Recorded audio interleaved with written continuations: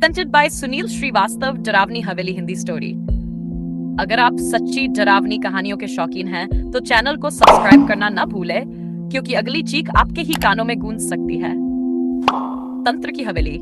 अंधेरे में लिपटी वो हवेली जैसे किसी और ही समय की कैद में थी। गांव वाले कहते हैं उस हवेली में हर अमावस को कोई हवन होता है, लेकिन कोई पंडित नहीं, कोई भक्त नहीं, कोई दीप नहीं, सिर्फ आग, राख और चीखें होती हैं। एक बार तंत्र साधक विभास वहां रुका।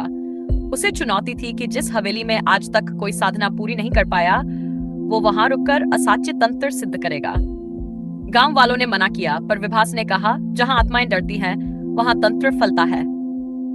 रात के समय हवेली का वातावरण अजीब होने लगा।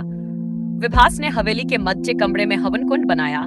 चारों ओर राख, नींबू, काले धागे और खोपड़ियों से घिरा मल रचाया गया। मंत्रों की गूंज शुरू हुई। मो क्रों कालिकाय नमः, हलीम बटुकाय फट। जैसे जैसे मंत्र तेज होते गए, हवेली की दीवारें कंपने लगीं। हवा में झंझनाहट थी, जैसे कोई अदृश्य चीख रहा हो।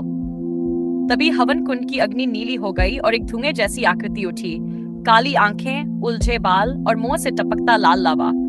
उस आत्मा ने गुर्राते हुए कहा, यह हवेली मेरा मंदिर है, तेरा हवन नहीं, तेरा दहन होगा।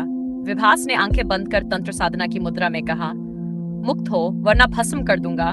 तेरे जैसे असंख्य भूतों को मैंने हवन कुंड की आग में जलाया है। आत्मा जोर से हंसी और दीवारों से टपकने लगी काली सीलन, मानो हर इंच में कोई रुदन बंद था। यह हवेली उन पापों का घर है जो जीवितों ने किए और आत्माएं भुगत रही हैं। तू साधक नहीं, बलि है।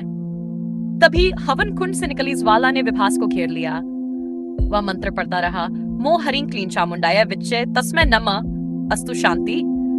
पर उसकी आवाज के साथ साथ हवेली में और आवाजें भी गूंजने लगीं। औरतों की चीखें, बच्चों का रुदन और पुरानी जंजीरों की खनक। आग बढ़ी। विभास की आंखें खुली, लेकिन कुछ दिखा नहीं। उसने महसूस किया जैसे कोई उसके शरीर में घुस आया है। उसकी जुबान से पराए शब्द निकलने लगे, तू अब साधक नहीं, तू हमारा साधन बन गया है। सुबह गांव वाले उसे ढूंढते हुए हवेली पहुंचे। हवन कुंड अब भी सुलग रहा था, पर वहां विभास नहीं था।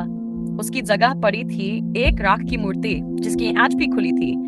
हर अमावस की रात उस हवेली से फिर वही मंत्र सुनाई देते हैं। हवन चलता रहता है, लेकिन अब कोई साधक नहीं आता, क्योंकि हर कोई जान गया है ये हवेली तंत्र की नहीं, आत्माओं की है। सुनील श्रीवास्तव, डरावनी हवेली हिंदी स्टोरी। अगर आप भी कभी सुनसान हवेली के पास से गुजरे और कोई हवन मंत्र सुनाई दे, तो पलटिए मत, क्योंकि शायद वो हवन नहीं, आपकी आत्मा की तैयारी हो रही हो।